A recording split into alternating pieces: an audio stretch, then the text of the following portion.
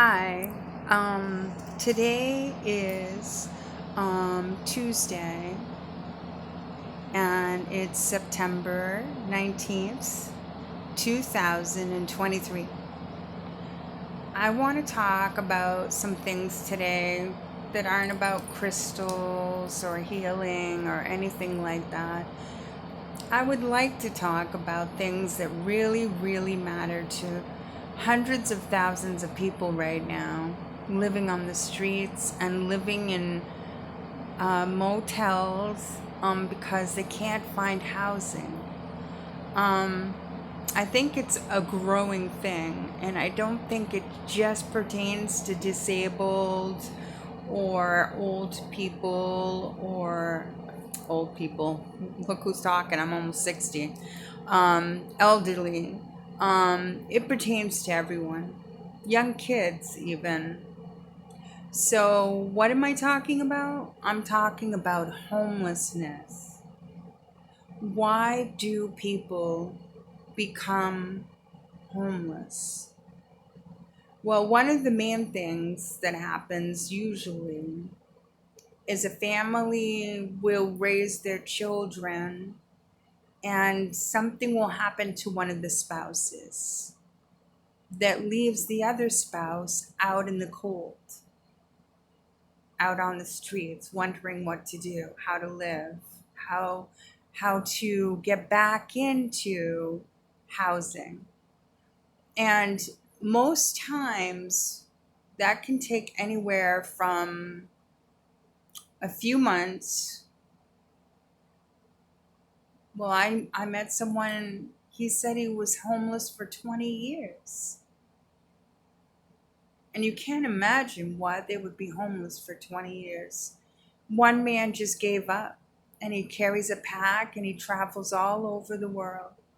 He has this big, huge pack and he's an old man and he carries it like a young kid, but isn't it awful that he has to do that?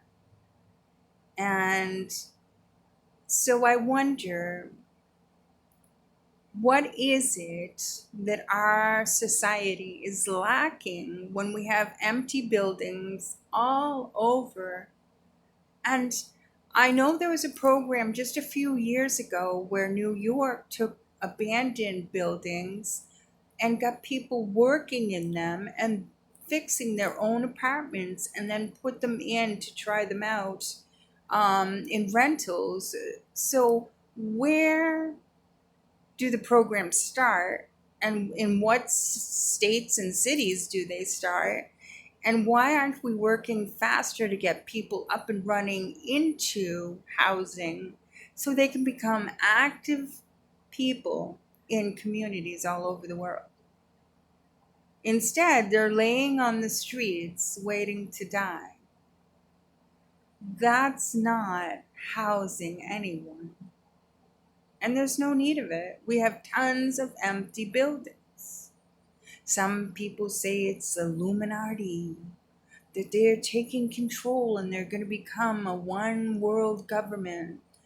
And I say to you, all these different organizations, the Masons, the whoever's, the Scientology, and whatever's, they all have been around for centuries. So do I really believe that? Not really, no. Um, this is where I live.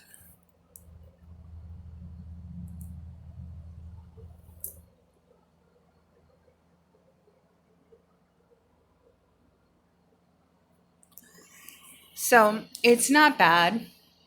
It's a room in a hotel, and the hotel was remodeled due to state and government funding. Oh, excuse me. And I've been here roughly 2 years ish, and I've gone from transitional housing. Well, actually, let me start again. I've gone from emergency housing to transitional housing, which is like being in between emergency and rental. And the landlord of the hotel liked me enough to keep me on. And now I'm in a rental position after transitional. And um, I'm 69 on the list waiting for Brattleboro housing. And she said it could take months. She has no idea. And when I do get to the top of the list and they ask me all these things, I have to have rental verification. I have to have, I believe, good credit. How does someone living on the streets for 10 or 20 years get good credit? They look at you like you have five heads and they just brush you off and say, next, you know, next.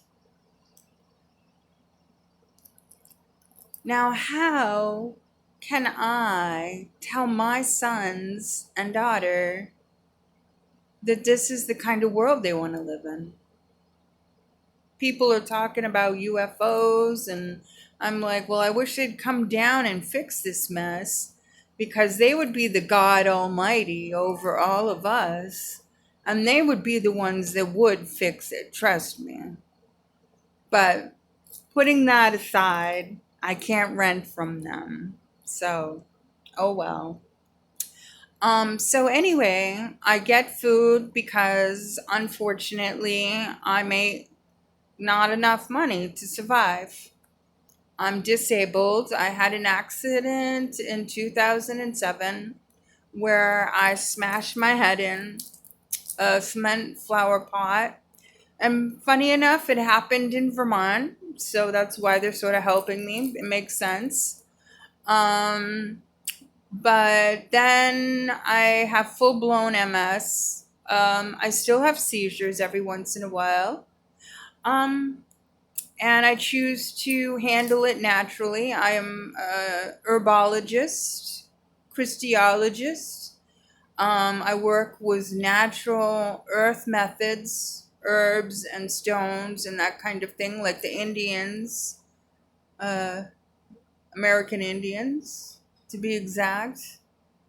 Um, and other tribes. I mean, there's not just the American Indians. Let's get into it. There's the Mayans, the Incans, Alaskans. There's a whole bunch. Samoans from Hawaii.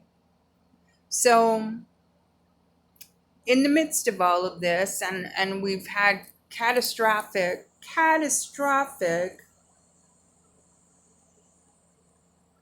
um, earth-shattering events lately, with floods, earthquakes, fires, and volcanoes erupting, and plutonic plates shifting and then calming down. I know everyone's all in that now because now that's a new crisis. But I don't really think we should all focus on the world being one giant crisis. We need to focus on what? Making it simple for people to join the club. What's the club? Humanity. Why? Because you need to have people that were active. Do you know I have an A1 Class A driver's license? I have an excellent record. And do you know I haven't really got a criminal record? And on top of all that, I have a college degree, which a lot of people do nowadays. Um, but I just barely finished it because of my accident. And then the other thing is, I um, graduated with high honors in high school and had just about straight A's. Only one class I had a C minus, and that was math. So, um, definitely, I was an active member of society. I used to drive pharmaceutical meds to nursing homes before my accident happened. I had to go through all kinds of clearances and all kinds of drug testing and all of that.